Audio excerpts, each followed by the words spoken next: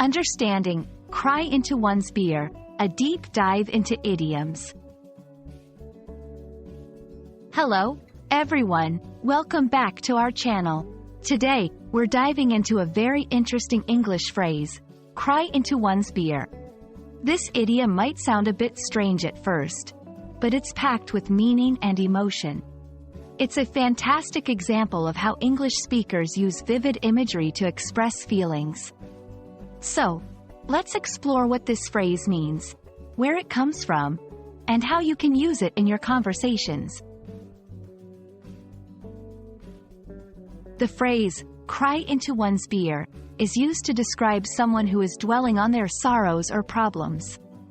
Imagine sitting at a bar or at home, with a beer in front of you, and instead of enjoying it, you're there lamenting your woes. It's a metaphorical way of saying that someone is being overly self-pitying or indulging in their sadness, often in a public or semi-public setting where others might notice.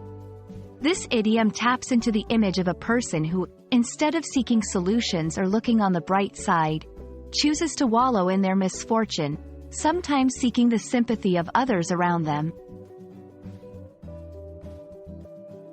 While the exact origins of cry into one's beer are a bit murky, it's believed to have emerged in the mid-20th century.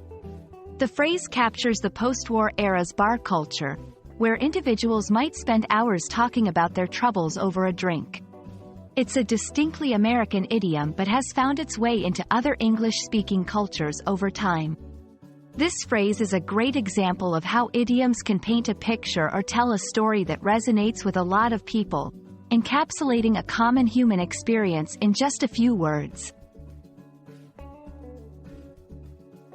Using cry into one's beer in conversation is a way to describe someone's behavior or emotional state in a somewhat humorous or ironic manner.